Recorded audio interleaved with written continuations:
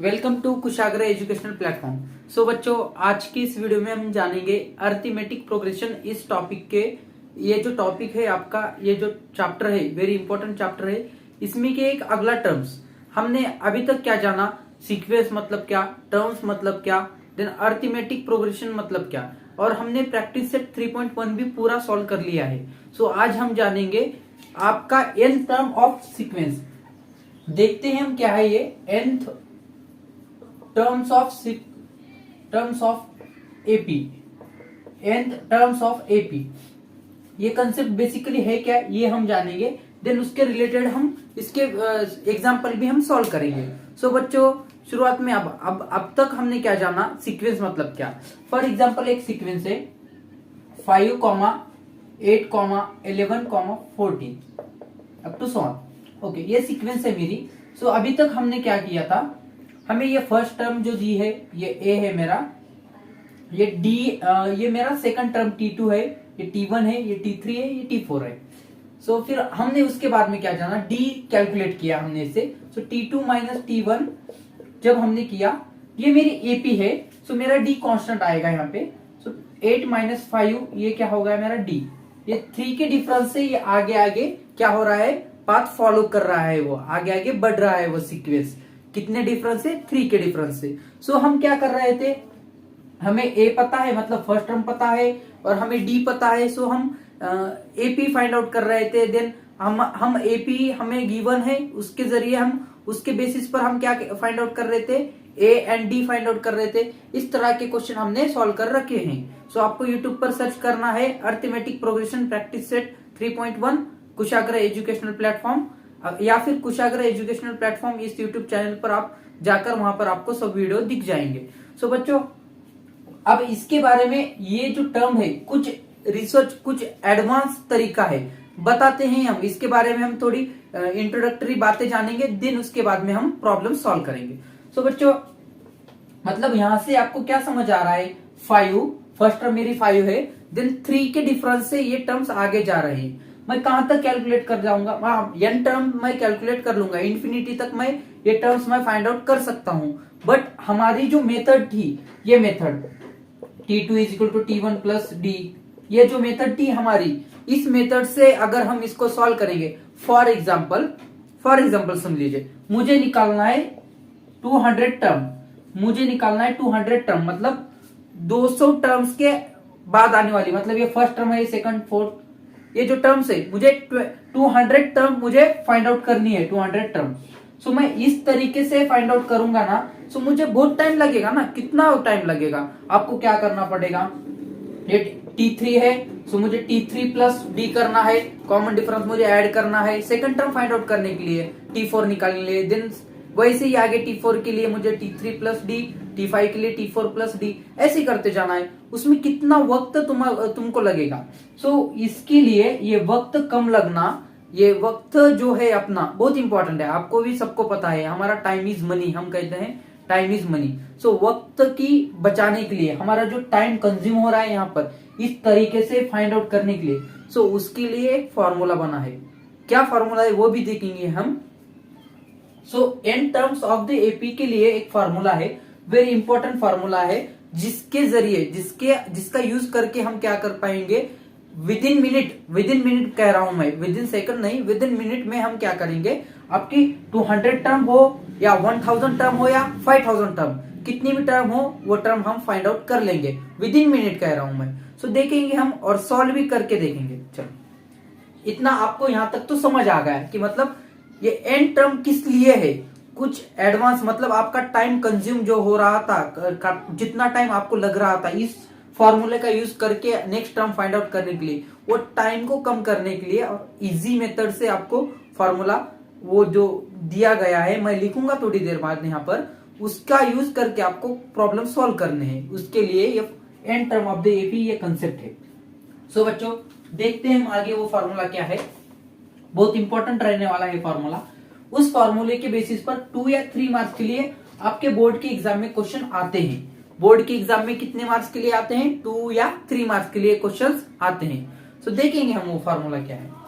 बच्चों, बहुत important formula है, आपको याद मतलब 101% आपको नींद में से भी मैं अगर रात में 1 बजे उठा हूं मैं और बोलूं कि N term of the AP का फॉर्मूला क्या है बेटा, सो आपको बताने को आना चाहिए। क्यों? बहुत इंपॉर्टेंट फॉर्मूला है ये। T N is equal to A plus N minus 1 into D. Very important formula है, मैं अभी बता रहा हूं आपको, अभी बता रहा हूं मैं, ये वेरी इंपॉर्टेंट फॉर्मूला है। इस फॉर्मूले के बेसिस पर 101% बेटा 2 और 3 मार्क्स को क्वेश्चन यहां से पूछे जाते हैं। सो याद रखिए, वेरी इंपॉर्टेंट है। 3 स्टार कर रहा हूं मैं यहाँ पे। सो बच्चों आपको ये याद होना, ये फॉर्मूला याद होना चाहिए। रट लो या चाहे कुछ भी कर लो, 100 टाइम्स लिख लो इसको, बट ये फॉर्मूला आपको याद होना चाहिए। आ रहा है समझ में? सो देखते हैं अभी इसमें ये जो टर्म्स दी रखी है आपको, आप तो ये टर्म्स से भी आप इंट्रोडक्शन मैंने किया है ये टर्म्स के, अभी बता देता हूं मैं। टी एन क्या है? मेरी nth टर्म है ये, T N is equal to n term है। ए क्या है? मेरा फर्स्ट टर्म है।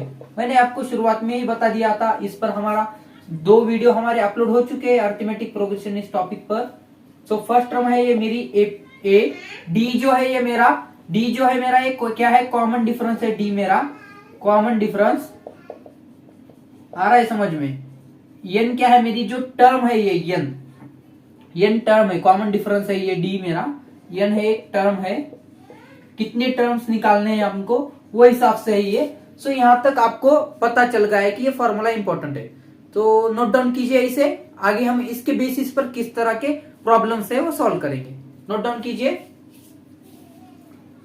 चलो, बहुत इंपॉर्टेंट फॉर्मूला है, चाहे रट लो आप, कुछ भी कर लो, बट ये फॉर्मूला आपको आना चाहिए। अगर ये फॉर्मूला आपसे भूल गया, मतलब आपने याद नहीं किया ये फॉर्मूला, सो आपके 5 मार्क गए। समझो टोटल 8 मार्क का टॉपिक है, वहां से आपके 5 मार्क चले गए। इतना याद रखो, ये अगर फॉर्मूला आपको नहीं आता तो। सो ये फॉर्मूला आना बहुत इंपॉर्टेंट है, याद होना चाहिए बेटा। अगर याद नहीं हो रहा तो फिर रट लो। मैंने क्या कहा? 100 टाइम्स लिख लो, 200 टाइम्स लिख लो, कुछ भी करो, पर यह फॉर्मूला याद होना चाहिए। चलो क्वेश्चन देखते हैं इसकी बेसिस पर। अब मैंने आपको बताया था मुझे 200 टर्म निकालनी है, 200। तो मैं कैसे निकालता हूं? एक सीक्वेंस लिया है मैंने, 5, 8, 11, 14 up to so on that is okay. अब मुझे क्या करना है? T200 निकालना है मुझे। अब मैंने हमारी जो पुरानी मेथड है उसके जरिए, उसके बेसिस पर अगर हम निकालने जाएंगे, सो हमको बहुत वक्त लगेगा यहाँ पर, मतलब 1-2 घंटे तो आराम से लग जाएंगे। 200 टर्म निकालनी है, सो उसके लिए उस फॉर्मूले का यूज करेंगे। जो कौन सा फॉर्मूला हमने अभी लिखा था? Tn is equal to A plus N minus 1 into D, ये फॉर्मूला है। अब कैसे उसको यूज करते हैं देखेंगे हम। चलो, एक formula Tn is equal to A plus N minus 1 into D. अब मुझे ये सीक्वेंस दी रखी है, ये मेरी एपी है। अगर ये मेरी एपी है तभी मैं ये फॉर्मूले का यूज कर सकता हूँ। हाँ बेटा, जब आपकी एपी ही नहीं होगी तो आप इसका कुछ मतलब ही नहीं है, ये टर्म्स निकल ही नहीं पाएगी। क्यों नहीं निकल पाएगी? मेरी एपी क्यों होना?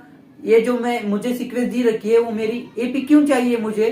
क्योंकि वो कांस्टेंट डिफरेंस से, कॉमन डिफरेंस से वो उसका पाथ फॉलो करती है, आगे बढ़ रही है, तभी मैं 200 टर्म मैं एक्यूरेट निकाल पाऊंगा, अदरवाइज मैं नहीं निकाल पाऊंगा।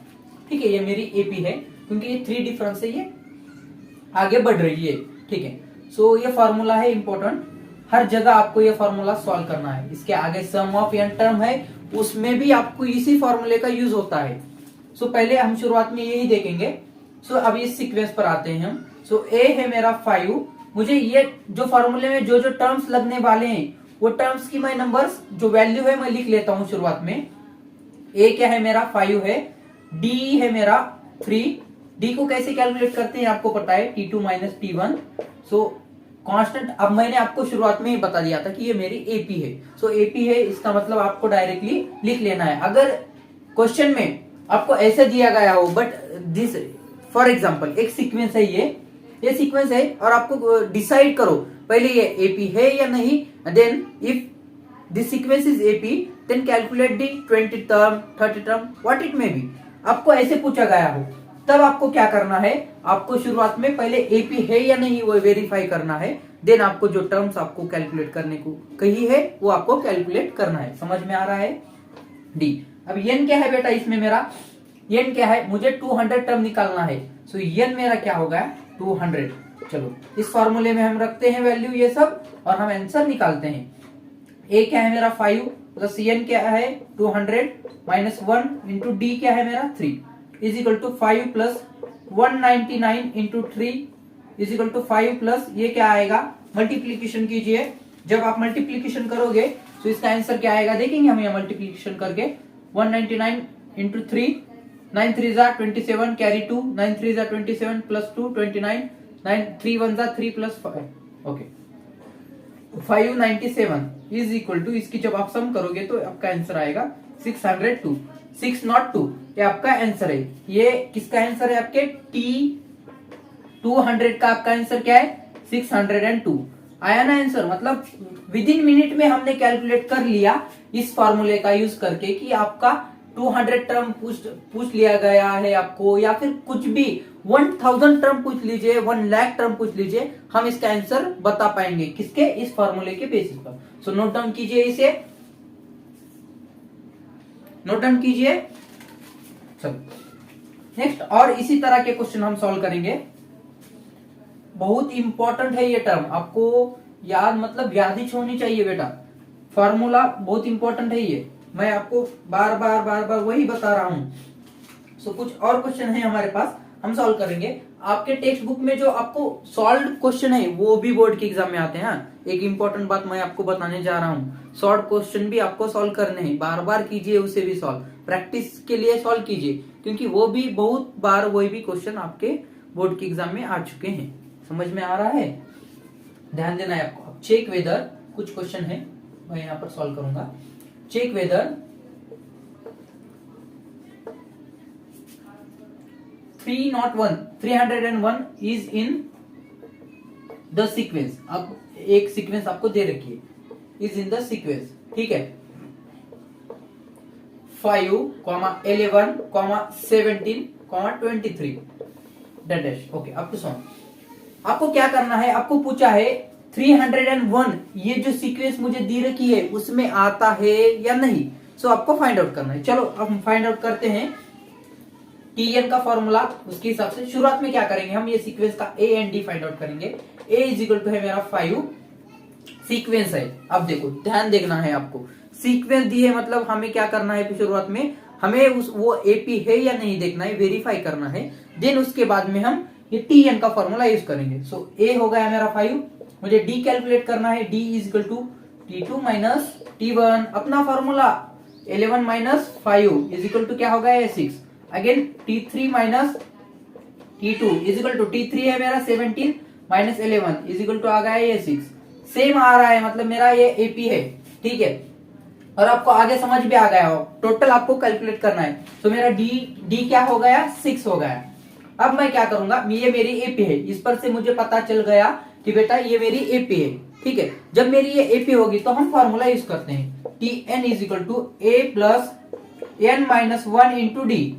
सो मुझे टी एन क्या 301 दिया है, एन नहीं दिया है, एन तो टर्म नहीं है बेटा। यहाँ पर पूछा गया, यहाँ पर क्या पूछा गया है 301 मेरी ये सीक्वेंस में आती है या नहीं। सो मुझे कैलकुलेट करना है एन मुझे क्या कैलकुलेट करना है। तो करेंगे हम, ए क्या है 5 प्लस एन मुझे कैलकुलेट करना है। तो मैं उसे एज इट इज लिखता हूं, एंड डी है मेरा 6। So 301 is equal to 5 plus 6n minus 6। So ये क्या हो गया 301 minus 6n plus 1 is equal to 0 हो गया है। अभी n कैलकुलेट करेंगे, हम इसे रीअरेंज करेंगे, इधर कर लेते हैं 6n को 1 में, 301 ये क्या हो जाएगा 6n माइनस 1 हो जाएगा, ठीक है। सो मैं क्या करता हूँ 6n मैं राइट साइड को लिख लेता हूं, बट मैं इसे थोड़ा रीअरेंज कर रहा हूं। ये क्या हो जाएगा 301 माइनस 1। तो n इज इक्वल टू क्या हो गया ये मेरा, n इज इक्वल टू क्या हो गया 300 डिवाइडेड बाय 6। सो आप कर लीजिए इसे, इसका आप जब डिवाइडेशन कर लेते हो तो आपका आंसर क्या आता है 50, n इज इक्वल टू 50।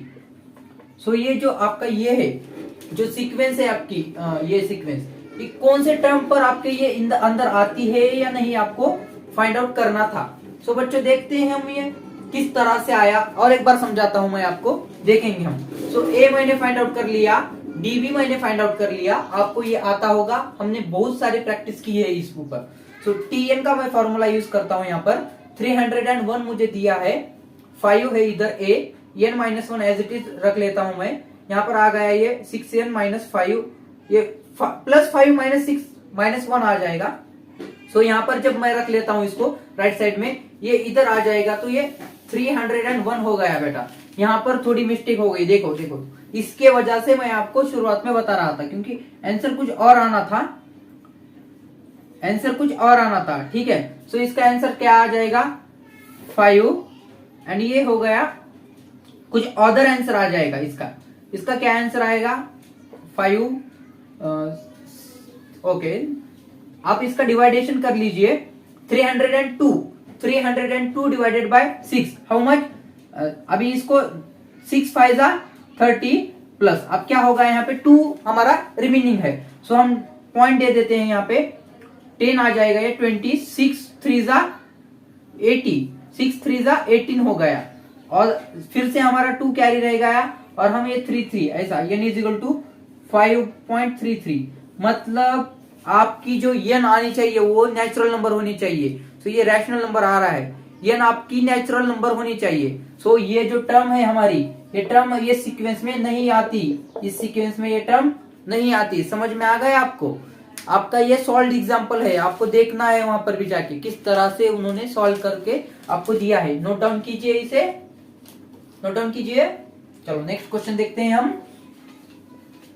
तो सिंपल है ये, आपको बस फॉर्मूला याद होना चाहिए, और फॉर्मूले में किस तरह से हम वैल्यू पुट कर रहे हैं वो भी आपको पता होना चाहिए, ठीक है ना। नेक्स्ट क्वेश्चन देखते हैं बेटा, बहुत इंपॉर्टेंट है। हाँ, सॉल्व क्वेश्चन है, ये भी सॉल्व क्वेश्चन है आपके लिए। हाउ मेनी 2 डिजिट्स, देखिए क्वेश्चन को सिंपली, बहुत चांसेस है ये साल इस क्वेश्चन के आने के, सो इसे ध्यान से कर लीजिए। 2 digit numbers are divisible by, मैं समझाता हूं आपको क्वेश्चन क्या दिया गया है आपको, डिविजिबल बाय 4। सो आपको क्या क्वेश्चन में क्या पूछा गया है, देखिए ये ऐसे टाइप के भी क्वेश्चन आते हैं बेटा। वर्डिंग प्रॉब्लम 101% एक तो भी आ जाएगा, याद रखिए। और ये 2 मार्क को क्वेश्चन आने के बहुत चांसेस हैं, 2 या 3 मार्क बेटा। क्या पूछा है यहाँ पे, how many 2 digits numbers are divisible by 4। कितने नंबर्स हैं ऐसे जिसको हम 4 से डिविजिबल कर लेते हैं, 2 डिजिट नंबर। सो उसकी क्या करना है, हमें शुरुआत में सीक्वेंस निकालनी है। फर्स्ट 2 डिजिट नंबर क्या है जिसको मैं 4 से 100% में उसका मेरा डिविजिबल हो जाएगा वो 4 से। सो मेरा फर्स्ट नंबर है 12, देन है मेरा 16, मैंने यहाँ पर लिख लिया है 12, 16, 20, 24 अप टू लास्ट मेरा 2 डिजिट जिसको मैं 4 से पूरा मैं डिवाइड कर लूंगा। ऐसा नंबर कौन सा है मेरा, ये 96 आ रहा है समझ में। अब इसके जरिए हमें क्या कैलकुलेट करना है, n कैलकुलेट करना है बेटा। तो n कौन से फॉर्मूले से हम कैलकुलेट करते हैं, वही हमारा tn वाला फॉर्मूला हमारा, उसके जरिए हम क्या करेंगे, सेम n कैलकुलेट करेंगे। सो इसमें a हो गया मेरा 12, ये d हो गया मेरा 4, क्योंकि 4 से डिविजिबल है और 4 के डिफरेंस से ये आगे चला जाएगा। और मेरा tn बेटा, tn हो गया 96। चलो मैं फॉर्मूला यूज करता हूं, tn is equal to a plus n minus 1 into D, ठीक है ना। ये फॉर्मूला आपको सभी को याद हो गया होगा।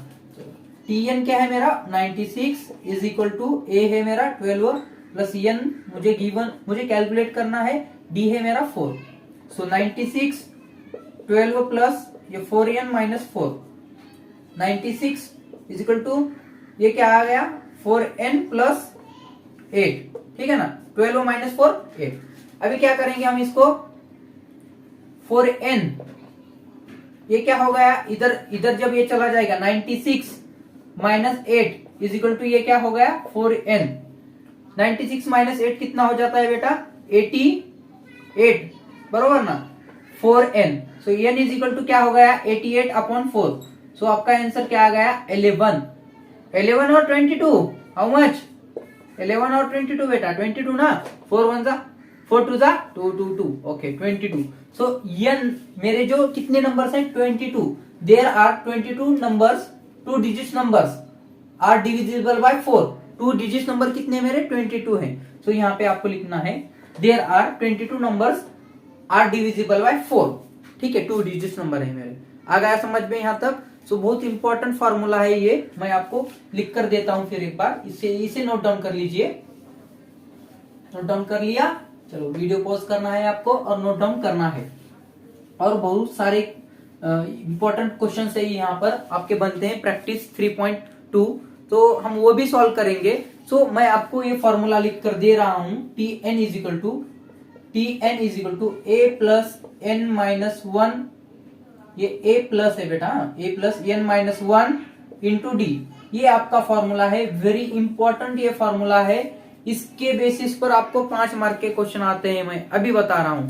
और हमारी ये जो प्रयोग बैच चल रही है वेरी इंपॉर्टेंट है ये, किसके लिए, 10th क्लास के जो बच्चे अभी 10th क्लास में आ रहे हैं, जो बोर्ड की एग्जाम दे रहे हैं, देने वाले हैं अगले साल, उनके लिए ये बैच बहुत इंपॉर्टेंट रहने वाली है। और ये बैच पूरी एब्सोल्युटली फ्री है, आपको ऑल सिलेबस फ्री में पढ़ाया जाएगा। आपके डाउट सॉल्विंग के लिए वीकली हम लाइव लेक्चर भी अरेंज करेंगे। सो बच्चों बहुत इंपॉर्टेंट है ये, अपने दोस्तों के साथ शेयर कीजिए।